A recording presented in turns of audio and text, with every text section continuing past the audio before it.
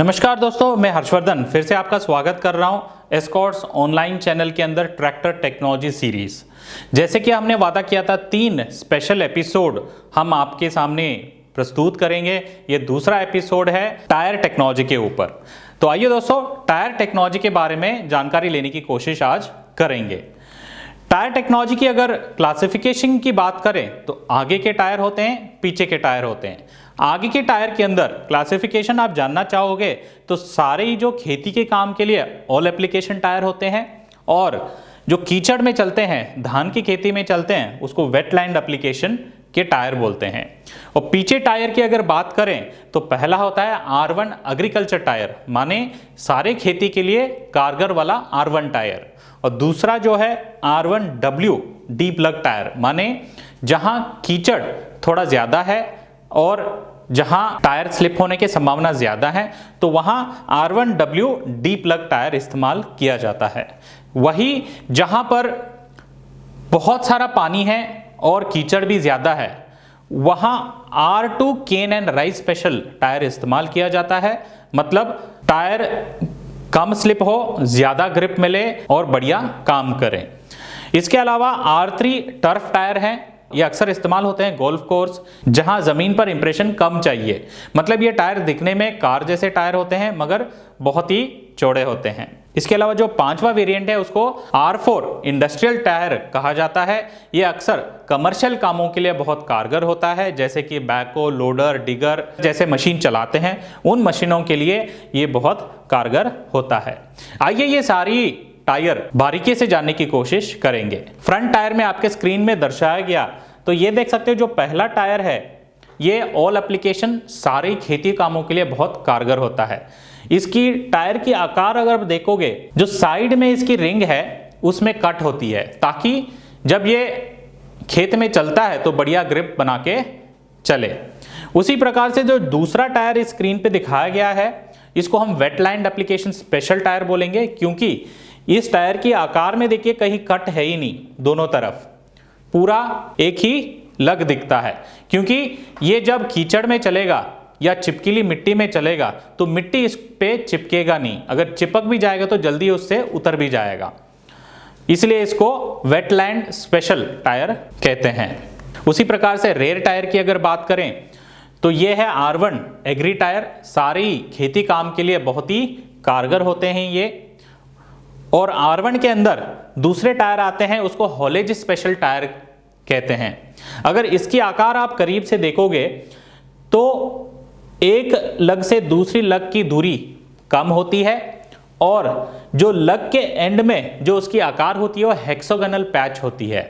मतलब 6 कोने वाला आकार का रबर लगा होता है और मोटा रबर लगा रहता है ताकि ज्यादा जमीन के साथ कांटेक्ट बनाए, और जब आप ढुलाई के काम में ज्यादा लोड डालते हो ट्रॉली में तो ट्रैक्टर पे ज्यादा लोड आता है, वो सारा लोड ये टायर सहन कर सके। और जितना ज्यादा रोड से कांटेक्ट में रहेगा उतना ज्यादा खींचने के भी काम मजबूती से करेगी, और सबसे बढ़िया चीज ये कम घिसेगी। मगर हाँ दोस्तों, ये याद रखें, जो हॉलेज स्पेशल टायर है वो रेतीली जमीन हो गया या खेती के काम के लिए थोड़ा कम फायदेमंद होता है। अभी हम बात करेंगे R1W, जो थोड़ा कीचड़ वाला प्रदेश है, जहां धान की खेती करते हैं वहां इस्तेमाल करने के लिए बहुत कारगर होता है। इस टायर की आकार को अगर आप ध्यान से देखोगे तो एक लग से दूसरी लग की दूरी थोड़ा ज्यादा होता है, और लग की भी जो हाइट है 20%, अगर ये नॉर्मल लग है तो उसके ऊपर 20% इसकी लग ज्यादा होता है। इससे फायदा ये मिलता है, जब भी ये कीचड़ में चलता है तो ज्यादा ग्रिप बनाता है और टायर की पकड़ मजबूती से जमीन के साथ बना के रखता है। और जो लग टू लग दूरी का फायदा ये है, अगर कीचड़ इस पे चिपक भी गया तो ये दूरी ज्यादा होने के कारण ऑटोमेटिक वो चिपकीली मिट्टी नीचे गिर जाती है। सेल्फ क्लीनिंग टायर भी इसको कहा जाता है। उसी प्रकार से R2 डीप लग टायर या राइस केन स्पेशल टायर जो होते हैं, इसका लग लगभग नॉर्मल R1 लग के ऊपर डबल होता है, इतना ज्यादा होता है। फायदा सबसे ज्यादा कीचड़ की प्रदेश है या पूरा पानी टहरा है जिसके अंदर ट्रैक्टर को जाके काम करना है, उसके लिए बहुत कारगर होते हैं ये टायर। और एक लग से दूसरी लग की दूरी भी सबसे ज्यादा होता है, ताकि ये कीचड़ के प्रदेश के अंदर बहुत कारगर काम करें, कीचड़ इस पे ना चिपके। मगर हाँ दोस्तों, एक चीज ध्यान में रखना होगा, जब ये टायर R2 टायर जब इस्तेमाल करोगे तो रोड के लिए ये कारगर नहीं होता है, क्योंकि इसके लग के हाइट ज्यादा होते हैं। अगर रोड पे लोड के साथ आप ज्यादा चलाओगे तो ये लग चिपिंग का समस्या आ सकता है। अभी बात करेंगे R3 टर्फ टायर। जैसे पिक्चर में दर्शाया गया, आप देख सकते हो ये कार के टायर की तरह होते हैं और इसकी जो लग होती है बहुत छोटे होते हैं और इसको नॉन एग्रेसिव टायर भी कहा जाता है। इसका मतलब जब ये टायर जमीन पे चलते हैं तो निशान बहुत कम बनाते हैं। जहां लॉन है, जहां घास ज्यादा उगाते हैं, उस प्रदेश में घास की कटाई का काम चलता है और घास को नुकसान भी ना हो, उसके लिए टायर बहुत कारगर होता है। हम इसको एटम के मॉडलों में जो एक्सपोर्ट होता है बाहरी देशों में, उसमें ये लगा के देते हैं। आखिरी जो टायर वेरिएंट है उसको R4 इंडस्ट्रियल टायर बोलते हैं। जैसे पिक्चर में दर्शाया गया, आप देख सकते हो, ये अक्सर हमारे जो डिगमैक्स बड़े मशीन होते हैं जो बैकहो लोडर के साथ काम करते हैं, उस कमर्शियल काम के लिए बहुत कारगर होते हैं ये R4 इंडस्ट्रियल टायर। दोस्तों आपने बहुत बार सुना होगा 12/4/28, 14/9/28, 16/9/28, ये नंबर होते क्या हैं, कैसे इसको टायर पे नापा जाता है। आइए टायर कैसे नापते हैं उसको जानने की कोशिश करेंगे। तो यहाँ एक उदाहरण के तौर पर 13/6/28 12 प्लाई रेटिंग के साथ दिया गया है। तो ये टायर जैसे आपके चित्र में दर्शाया गया, देख सकते हो, जो 13.6 इंच में नापा जाता है। 13.6 इंच जो है टायर की चौड़ाई हो जाएगी। चौड़ाई इस लग के एज से इस लग के एज की दूरी जो होती है टायर की चौड़ाई, उसको 13.6 इंच कहा जाता है। और जो 28 होता है वो अंदर की जो डायमीटर होती है बीडिंग से बीडिंग तक, उस दूरी को हम 28 इंच बोलते हैं, या रिम का साइज भी आप बोल सकते हो। इसके अलावा जो 12 PR करके जो लिखा है ये प्लाई रेटिंग होता है। टायर के अंदर जो धागे होते हैं वो एक निश्चित एरिया के अंदर कितने धागे हैं, जितना धागा ज्यादा होता है उतनी टायर की स्ट्रेंथ ज्यादा होता है, उसी को प्लाई रेटिंग कहा जाता है। अभी हम बात करेंगे छोटा टायर, बड़ा टायर। अगर एक ही ट्रैक्टर के अंदर छोटा टायर है तो क्या फायदे हैं, बड़ा टायर है तो क्या फायदे और नुकसान है, उसको जानने की कोशिश करेंगे। यहां आप देख सकते हो छोटा टायर का स्पीड जो होता है वो कम होता है और छोटा टायर का जो खिंचाई होता है खेत के अंदर वो ज्यादा होता है।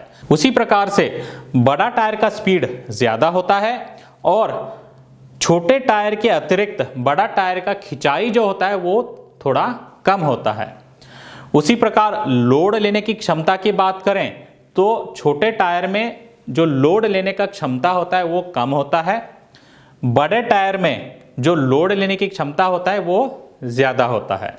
तो बोलने का मतलब यह है, छोटा टायर खेती के लिए बहुत कारगर होता है, बड़ा टायर ढुलाई के लिए बहुत कारगर होता है। इसी के साथ दोस्तों इस एपिसोड में मैं टायर इंडस्ट्री एक्सपर्ट को बुलाना चाहूंगा और उनसे भी एक आध सवाल करेंगे। टायर इंडस्ट्री में क्या टेक्नोलॉजी चल रहा है, कौन सा टायर मैं खरीदूं।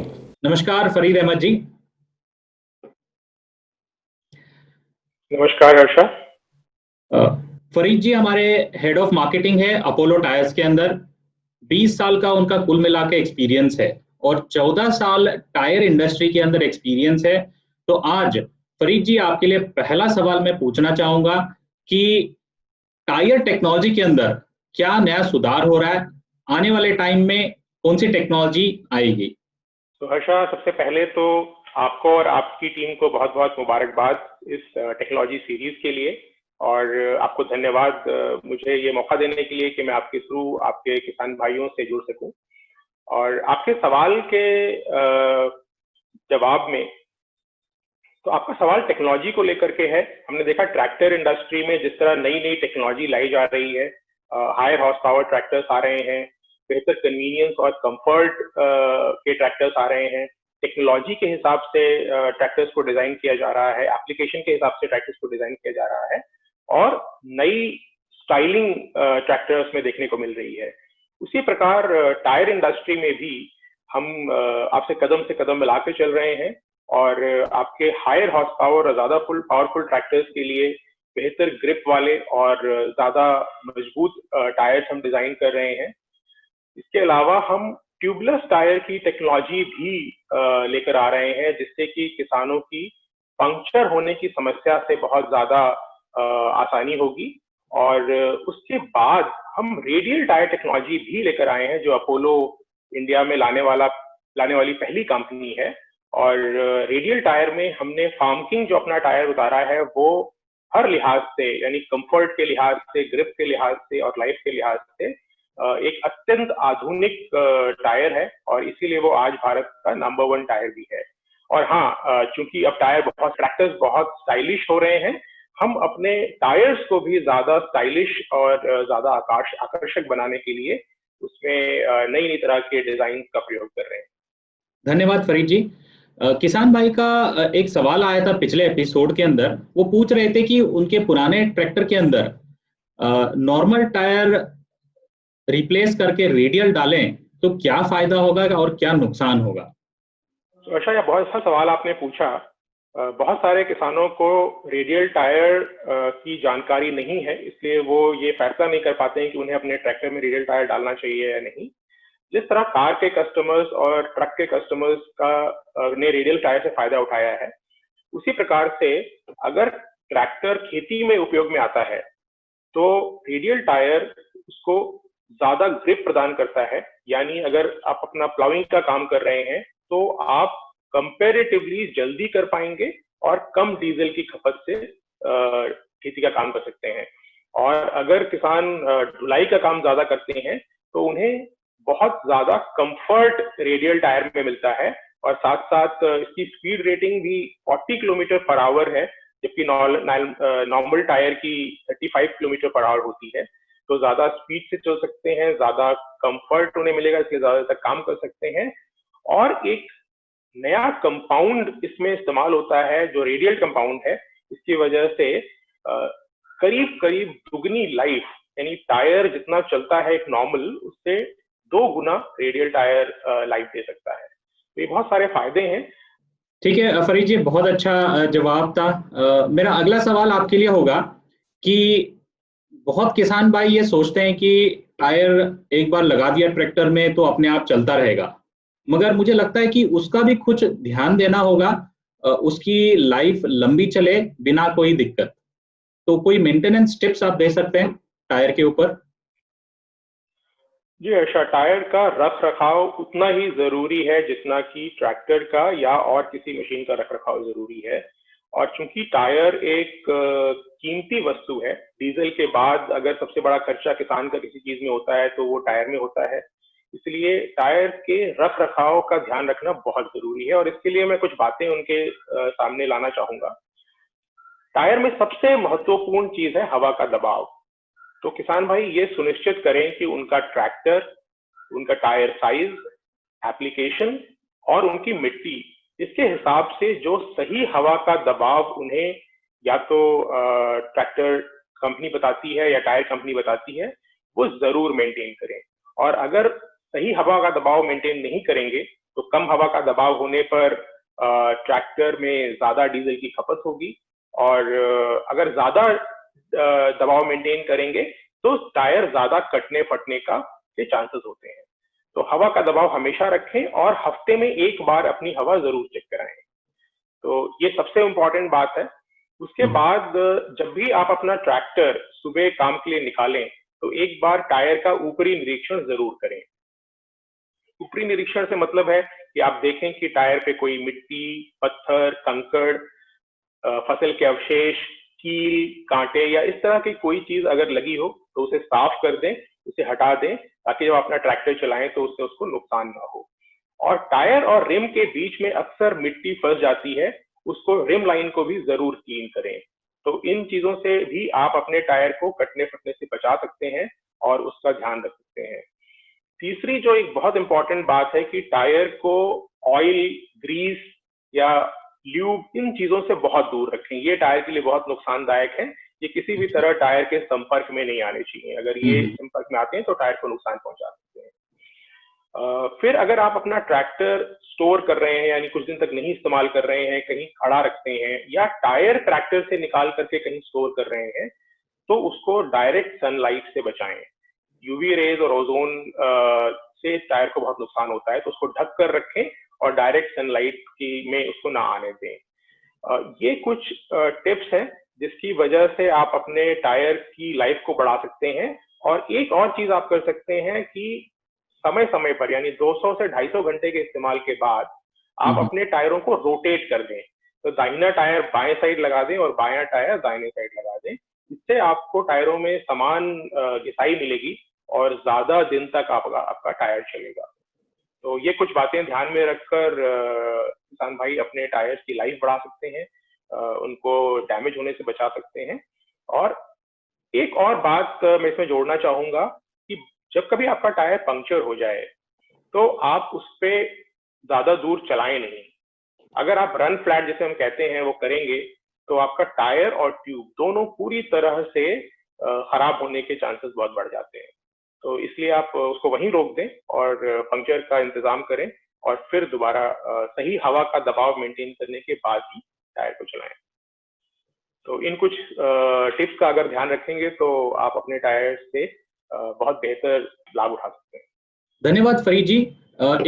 एक सवाल है जो किसान भाई अक्सर पूछते हैं कि जब ये टायर में पानी भरते हैं वाटर ब्लास्टिंग करने के लिए, उससे कोई नुकसान होता है टायर को?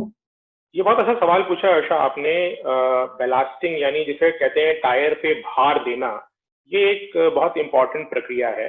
और इससे ये सुनिश्चित होता है कि टायर जमीन के साथ सही ग्रिप बनाए।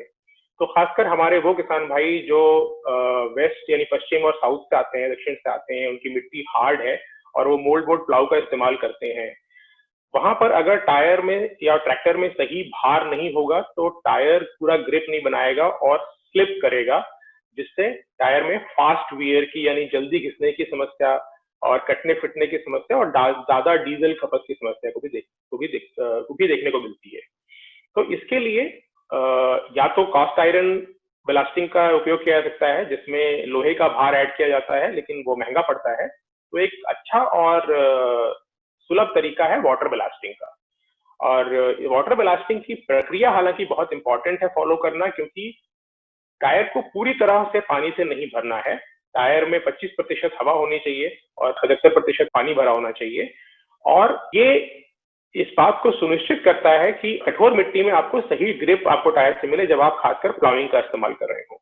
लेकिन जब आप रोड पर जाएं तो ये ध्यान रखना बहुत जरूरी है कि आप उस पानी को निकाल दें। पानी भरी हुई स्थिति में अगर ट्रैक्टर को रोड पे चलाएंगे तो उससे टायर को नुकसान हो सकता है। बहुत बढ़िया। आखिरी सवाल मैं आपसे पूछना चाहूंगा, अक्सर किसान भाई कुछ साल के बाद जब टायर घिस जाता है तो टायर रिप्लेस करने जाता है, तो जब वो नया टायर खरीदने जाता है तो वो क्या क्या ध्यान में रखे टायर रिप्लेस करते टाइम? जी हर्षा, ये एक ऐसा सवाल है जो किसान को हमेशा उसके दिमाग में चलता है कि कब मुझे अपना टायर चेंज करना चाहिए और मैं जब टायर बदलूं तो नया टायर क्या लगाऊं। तो अपनी जरूरत के हिसाब से वो जो खेती कर रहा है या ढुलाई का काम कर रहा है, और खासकर अगर वो खेती कर रहा है तो अगर टायर में माल कम बचा है तो किसान को टायर बदल लेना चाहिए, क्योंकि कम माल के साथ जब किसान खेती करने की कोशिश करते हैं तो उसमें स्लिप ज्यादा आता है, डीजल की खपत बढ़ जाती है और पंक्चर होने के चांसेस भी बहुत ज्यादा बढ़ जाते हैं। जब आप नए टायर का चुनाव करें तो आप अपने एप्लीकेशन को खास तौर पर ध्यान में रखें कि आप ज्यादा काम खेती का करते हैं या ज्यादा काम ढुलाई का करते हैं। फिर खेती में आप कौन से इंप्लीमेंट ज्यादा प्रयोग करते हैं, यानी आप प्राइमरी टिलेज ज्यादा करते हैं, प्लाऊ का इस्तेमाल ज्यादा करते हैं, या फिर आप कल्टीवेटर या रोटावेटर का इस्तेमाल ज्यादा करते हैं, क्या आप लेजर लैंड लेवलर भी चलाते हैं। तो जिस तरह के इंप्लीमेंट्स का आप उपयोग करते हैं उसको भी ध्यान में रखें। और तीसरी, आपकी मिट्टी कैसी है, यानी आप जहां रहते हैं वो रेतीली मिट्टी है या दोमट मिट्टी है या काली कठोर मिट्टी है। इन चीजों को ध्यान में रखकर आप अपना टायर का चुनाव करेंगे तो आपको सही टायर, क्योंकि आज की तारीख में टायर इंडस्ट्री ने और अपोलो टायर्स ने भी हर एप्लीकेशन के हिसाब से टायर्स डिजाइन किए हैं। तो आप हमारे कॉल सेंटर नंबर पे या हमारे नजदीकी डीलर से आप संपर्क करेंगे तो वो आपको इस पे सलाह दे सकते हैं कि आपकी एप्लीकेशन के हिसाब से आपको कौन सा टायर लगाना चाहिए। अगर आप सही टायर का चुनाव करेंगे तो आपके ट्रैक्टर की उत्पादकता भी बढ़ेगी, डीजल की खपत भी कम होगी और आपको ज्यादा जल्दी काम भी आपका होगा। धन्यवाद फरीद जी, बहुत अच्छे टिप्स और ट्रिक्स आपने दी है अपने किसान भाइयों को। अगले हफ्ते हम इस वीडियो के ऊपर जो भी प्रश्नोत्तर आ रहे हैं उनका उत्तर देने का एक सेशन बनाते हैं। मैं आशा करता हूं आप उस सेशन के अंदर उपस्थित रहेंगे। अच्छा, एस्कॉर्ट्स की पूरी टीम का और आपका बहुत बहुत धन्यवाद जो मुझे इस मंच से आपने अपने किसान भाइयों के साथ जुड़ने का मौका दिया, और मुझे भी इंतजार रहेगा किसान भाइयों के प्रश्नों का। उन प्रश्नों को हम चर्चा करेंगे और उम्मीद है उनके अपेक्षा अनुसार हम उनको जवाब दे पाएंगे। बहुत बहुत धन्यवाद। बहुत बहुत धन्यवाद। आशा करता हूं दोस्तों टायर टेक्नोलॉजी सीरीज आपको बहुत पसंद आया होगा। आपका कोई सवाल है या कोई सुझाव है, कमेंट बॉक्स के अंदर ज़रूर कमेंट कीजिए। आने वाले प्रश्नोत्तर एपिसोड के अंदर आपके सारे सवालों का जवाब देने की हम कोशिश करेंगे। अगर ये एपिसोड आप पहली बार देख रहे हैं तो इस चैनल को सब्सक्राइब ज़रूर कीजिए और हाँ, बेल आइकन पे क्लिक ज़रूर कीजिएगा ताकि आने वाले एपिसोड को आप मिस ना करें। धन्यवाद।